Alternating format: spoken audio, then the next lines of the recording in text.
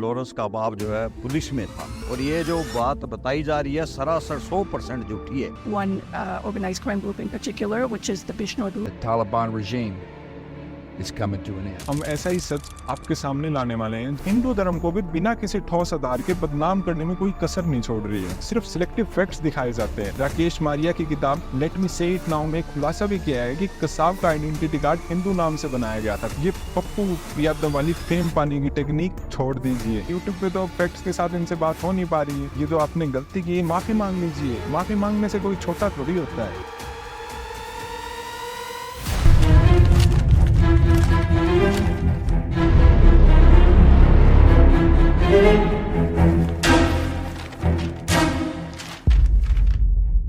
जय हिंद दोस्तों।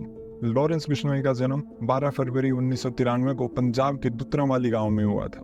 जब जिंदरजीत सिंह जो गैंगस्टर कल्चर के बारे में रिसर्च के लिए प्रसिद्ध है, उनको लॉरेंस की माता श्री सुनीता जी ने बताया कि बचपन में गोरी रंगत के कारण उसका नाम लॉरेंस रख दिया था। ये नाम ब्रिटिश शिक्षा शास्त्री हेनरी लॉरेंस से प्रेरित है, जो कॉलोनियल पीरियड में पंजाब में तैनात थे और जिन्होंने सनावर स्कूल भी फाउंड किया था। लॉरेंस की माता सुनीता जी जो ग्रेजुएट हैं, वो अपने बेटे के लिए उच्च शिक्षा के सपने बुनती थी, इसलिए उन्होंने अपने बेटे को चंडीगढ़ हायर एजुकेशन के लिए भेज दिया था। उनके पिता लविंदर बिश्नोई जो 110 एकड़ ऑफ लैंड के मालिक हैं, वो सिर्फ 8वीं तक ही पढ़े हैं।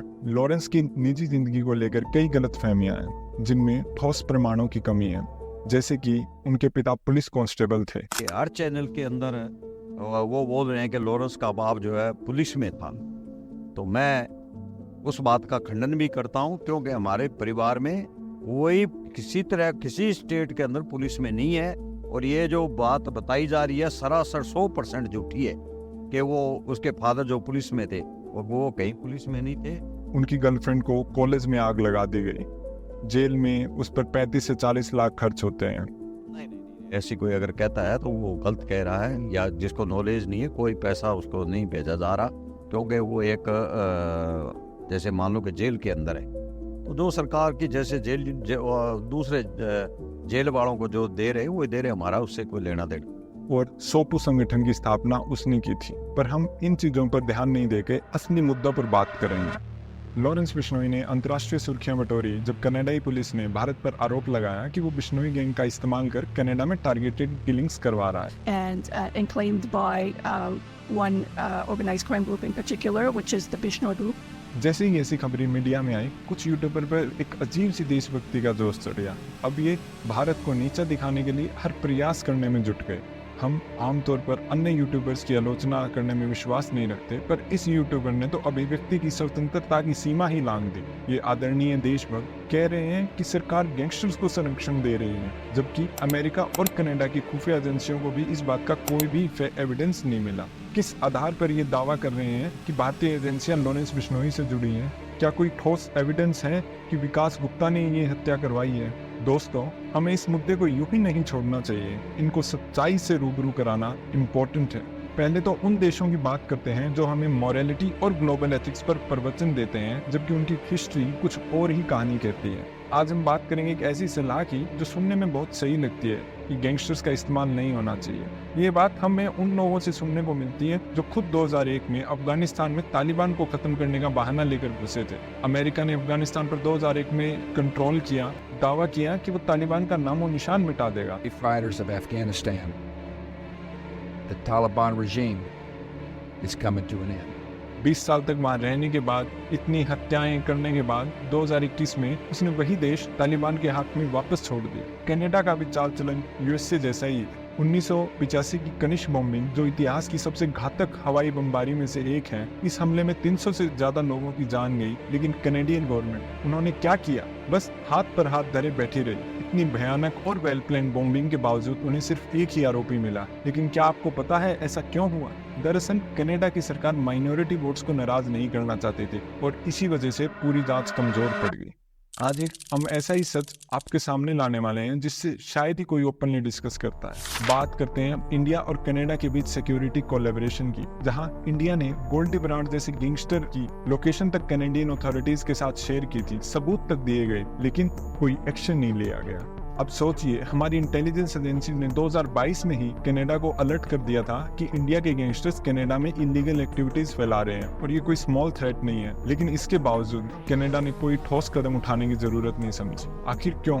इतना ही नहीं, यूएसए में भी कई ऐसे एक्सट्रेडिशन रिक्वेस्ट पेंडिंग है जहां हम डिमांड कर रहे हैं कि डेंजरस क्रिमिनल जैसे कुलवंत पन्नू जो ओपनली आतंकवाद को प्रमोट करते हैं उनको भारत को सौंपा जाए। लेकिन इसके बजाय उन्हें यूएस में ओपनली पनाह दी जा रही है। ये सिर्फ हमारी सिक्योरिटी का सवाल नहीं है, ये उस दोहरे मापदंड का सवाल है जो इंटरनेशनल कम्युनिटी में फॉलो किया जा रहा है। आज के समय जब हमारा देश ग्लोबल स्टेज पर एक मजबूत रुतबा बना रहा है, वहीं कुछ लोग अभी भी कॉलोनियल मेंटेलिटी से जूझ रहे हैं। वो खुद के ही देश पर ब्लेम लगाते हैं कि वो इंटरनेशनल एथिक्स को फॉलो नहीं कर रहा है। और बात सिर्फ यही खत्म नहीं होती। अब सलमान खान के केस पर नजर डालें। कुछ यूट्यूबर्स की असंवेदनशीलता और भी बढ़ जाती है इस मुद्दे पर। जब सवाल सलमान पर आता है तो कहा जाता है कि लॉरेंस बिश्नोई ने सिर्फ उन्हीं को निशाना क्यों बनाया, जबकि पिछले 10 सालों से 100 से भी ज्यादा ब्लैक बक यानी कि काले हिरन मारे गए। ये कैसी ओछे लेवल की बात कर रहे हैं। ये कहने की बजाय कि सिस्टम फेल है क्रिमिनल्स के आगे, वो सलमान खान को डिफेंड करने में लगे हैं, वो भी बिना किसी एविडेंस के। उन्होंने ये नहीं बताया कि इस ब्लैक बस केस में सलमान को 2 बार दोषी भी ठहराया जा चुका है। हालांकि बाद में उन पर स्टे मिल जाता है पनिशमेंट पर। हैरानी की बात ये है, जो लोग इतनी बड़ी बड़ी बातें करते हैं उनमें से कोई ये नहीं कहता कि असली समस्या तो हमारे सिस्टम की है, चाहे वो पुलिस की हो या जुडिशरी की हो। सलमान खान का ब्लैक बक पोचिंग का केस अभी भी 26 साल से जुडिशरी में पेंडिंग है, पर इस चीज का मेंशन वीडियो में नहीं किया जाता कि क्यों ना जुडिशरी सिस्टम को फास्ट किया जाए। पर आरोप लगाए जाते हैं कि 100 से भी ज्यादा काले हिरन मारेंगे, तो लॉरेंस बिश्नोई उनको क्यों नहीं कह रहा है। थोड़ी सी सेंसिटिविटी की जरूरत है, एम्पैथी की जरूरत है। पर इन सबको मजबूत करने की बजाय ये लोग सिर्फ सेलिब्रिटी के पीछे खड़े हो जाते हैं। ये यही नहीं रुके, सिर्फ व्यूज के लिए राष्ट्रीय सुरक्षा, नेशनल सिक्योरिटी जैसे इशू को भी राजनीति में खींच दिया। उन्होंने कहा कि लॉरेंस को जानबूझकर गुजरात के साबरमती जेल में रखा गया ताकि उसे सरकार अपने फायदे के लिए इस्तेमाल किया जा सके। साफ कर दूं कि लॉरेंस को 28 अगस्त 2023 से साबरमती जेल में रखा गया है। गुजरात पुलिस ने उसे ड्रग्स केस में तिहाड़ से कस्टडी में लिया था और सुरक्षा कारणों से उसे हाई सिक्योरिटी वाली जेल में रखा गया है, जहां आमतौर पर 40-50 कैदी रखे जाते हैं। अन्य जेलों में सुरक्षा में कई चूक सामने आई थी। पंजाब SIT रिपोर्ट के अनुसार खरड़, जब उनका इंटरव्यू लीक हुआ था तो एक खरड़ में लीक हुआ था और उस पर अभी भी है कि पुलिस ने सपोर्ट किया था। दूसरा ये एक इंटरव्यू उनका ये मानते हैं कि राजस्थान से लीक हुआ था। वहीं तिहाड़ में उसकी लॉरेंस की जान को खतरा था और जैसा कि हम सब ने देखा तिहाड़ में कैसे टिल्लू ताजपुरिया की हत्या हुई, उसने पूरे सिस्टम को झकझोर दिया था। किसी राज्य के गैंगस्टर को दूसरी राज्य की जेल में भेजना कोई नया चलन नहीं है। अमृतपाल सिंह को असम, मुख्तार अंसारी को पंजाब की जेल में रखा गया था। अगर कुछ अवैध हो रहा है, अगर कोई ऑब्जेक्शन है तो सुप्रीम कोर्ट जा सकती है, कोई पुलिस या इंडिविजुअल भी। इसका मैं आपको एग्जांपल दे दूं कि जब उत्तर प्रदेश पुलिस ने मुख्तार अंसारी की कस्टडी के लिए पंजाब पुलिस को 25 बार रिमाइंडर्स भेजा था कि उसकी कस्टडी हमें दे दीजिए, पर पंजाब गवर्नमेंट ने इसको अलाउ नहीं किया। क्यों? पॉलिटिकल इंटरेस्ट थे। बाद में सुप्रीम कोर्ट जाने पर यूपी पुलिस को कस्टडी मिल गई। ठीक इसी तरह मुंबई पुलिस भी इस प्रक्रिया का इस्तेमाल कर सकती है। अब आप सोच रहे होंगे इन बातों का मैं मेंशन क्यों कर रहा हूँ, क्योंकि ये बातें इसलिए एक्सप्लेन करनी पड़ी ताकि जो ये कुछ यूट्यूबर्स वीडियो बना रहे हैं उनकी इंटेंशंस को साफ किया जा सके कि ये कुछ लोग व्यूज के लिए किस हद तक गिर सकते हैं। ये अंधी मीडिया न सिर्फ नेशनल सिक्योरिटी को पॉलिटिसाइज कर रही है, बल्कि हिंदू धर्म को भी बिना किसी ठोस आधार के बदनाम करने में कोई कसर नहीं छोड़ रही है। और इस कड़ी में लॉरेंस बिश्नोई का नाम भी बार बार गलत कॉन्टेक्स्ट में लाया जा रहा है। आपने देखा होगा कि लॉरेंस को एक हिंदू गैंगस्टर बता रहे हैं जो सिर्फ माइनॉरिटी कम्युनिटीज पर अटैक करता है, और इसे साबित करने के लिए सिर्फ सिलेक्टिव फैक्ट्स दिखाए जाते हैं। जैसे थंबनेल में सिर्फ नॉन हिंदू रिलीजन के लोगों की तस्वीर शामिल की गई है। पर क्या इन्होंने कभी सुखदेव सिंह गोगामड़ी का जिक्र किया, जो हिंदू था? उसका भी तो मर्डर इसी गैंग ने करवाया था। इस नैरेटिव में ये जो लॉरेंस हिंदू गैंगस्टर है, बार बार वही पुरानी भगवा आतंकवाद वाली बात दिखाई देती है, जिसने समाज में वही कम्युनलिज्म का जहर घोला था। ये वही बातें हैं जो पहले भी सुनी गई थी जब 26/11 के हमले को लेकर एक हिंदू टेरर बनाने की साजिश की गई थी। राकेश मारिया की किताब लेट मी से इट नाउ में खुलासा भी किया है कि कसाब का आइडेंटिटी कार्ड हिंदू नाम से बनाया गया था ताकि एक अलग नैरेटिव चलाया जा सके। वहीं वीडियो में बार बार दाऊद का नाम लिया जा रहा था, लेकिन इस बात का जिक्र नहीं किया कि उनकी दाऊद की साजिश से कितने बेगुनाह मुंबईकरों की जान गई है। क्या हम 1993 के बम्बई ब्लास्ट भूल सकते हैं? भूल सकते हैं क्यों स्पेशल रिलीजन के लोगों को टारगेट किया गया था? तब किसी ने ये नहीं आवाज उठाई कि क्यों ये कम्युनलिज्म के नाम पे रिलीजियस फंडामेंटलिज्म फैलाया जा रहा है। भूल गए हम 2010 के जर्मन बेकरी ब्लास्ट जिसमें कई मासूमों की जान गई थी। यही नहीं, 2013 का IPL स्पॉट फिक्सिंग का स्कैंडल भी दाऊद के इन्फ्लुएंस से ही जुड़ा था। कुछ यूट्यूबर्स वही सोच हैं जो आतंकी गतिविधियों में शामिल होते हैं, जैसे अतीक अहमद, मुख्तार अंसारी और याकूब मोमिन, पर इनको टेररिस्ट मानने से इनकार कर देते हैं। वहीं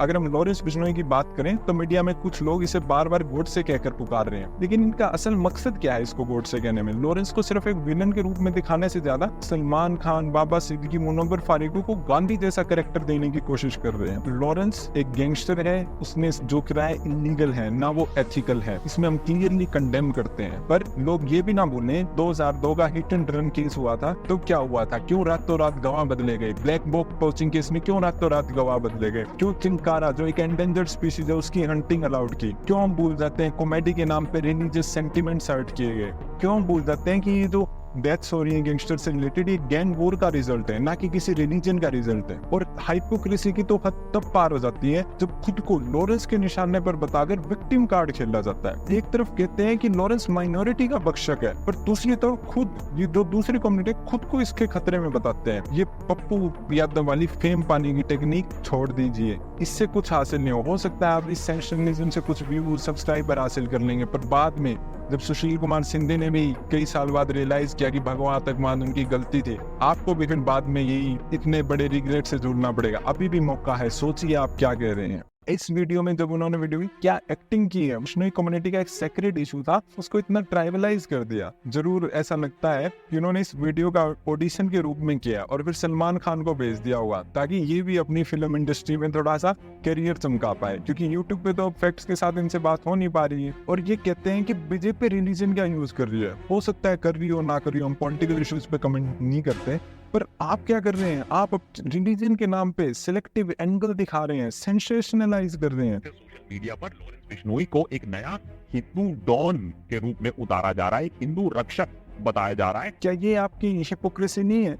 क्या ये आपका ट्रू कैरेक्टर है कि रिलीजन के नाम पे डिवाइड क्रिएट करना? और नाम इस्तेमाल करने से कोई देशभक्त नहीं बन जाता है, और सिर्फ एक नैरेटिव बना देने से कोई वीडियो ऑथेंटिक नहीं हो जाती है। हम पर्सनल जो उनके आइडियाज हैं, थॉट्स, उनकी रिस्पेक्ट करते हैं, हमें कोई ऑब्जेक्शन नहीं है। तो कोई किसी पॉलिटिकल पार्टी के अगेंस्ट हो, किसी इशू पे हम पूरा प्रॉपर डेमोक्रेसी पे विश्वास रखते हैं, पर कुछ लोग इस right to freedom of speech को धर्म को बदनाम करने में यूज करते हैं और सिर्फ व्यूज के लिए देश को तोड़ने जैसा काम करते हैं। और इस वीडियो के लिए चुप बैठना हमारी आत्मा के खिलाफ है। मेरी तो इनसे यही रिक्वेस्ट है, उम्र में बड़े हैं, सीनियर हैं, कि ये जो आपने गलती की माफी मांग लीजिए। माफी मांगने से कोई छोटा थोड़ी होता है। ये सब्सक्राइबर्स का घमंड, व्यूज का घमंड छोड़ दीजिए, लोगों से आइए, माफी मांगिए। और ध्यान रखिए कि जो मूल समस्या है, जो मेन प्रॉब्लम है, जो गैंगस्टर कल्चर बढ़ रहा है, उसकी मेन समस्या है पॉलिटिशियन पुलिस का नेक्सस, लीगल सिस्टम कमजोर पड़ रहा है, स्लो जुडिशरी सिस्टम है, विक्टिम को टाइमली जस्टिस नहीं मिल पा रहा है, और अनएम्प्लॉयमेंट से जो यूथ है वो क्रिमिनल एक्टिविटीज में इंडल्ज हो रहा है। अब इन प्रॉब्लम्स का जो सोल्यूशन है वो सिर्फ लॉ से भी नहीं किया जा सकता है। कम्युनिटी जो लोग हैं और गवर्नमेंट है, उनको मिलके कलेक्टिव एफर्ट्स के साथ इन इश्यूज पर काम करना होगा। जो रियल प्रॉब्लम है इस नेक्सस को तोड़ना और फास्ट ट्रैक केस का रिजोल्यूशन करना, ताकि जल्दी से कन्विक्शन हो सके और युवाओं को एम्प्लॉयमेंट दी जाए, ताकि वो ऐसी जो शॉर्ट टर्म गोल्स हैं उनको भूल जाए। तो हम ध्यान रखें कि दोस्तों, ये समस्या सिर्फ एक इंडिविजुअल का मामला नहीं है, ये एक सिस्टमेटिक इश्यूज का रिफ्लेक्शन है, जिससे निपटना हम सभी की जिम्मेदारी है। अगर आप भी चाहते हैं कि समाज और सिस्टम में बदलाव आए, तो इस वीडियो को जरूर शेयर करें और ऐसी डिस्कशंस का हिस्सा बने जो सच में हमारी समाज को बदलने की ताकत रखते हैं।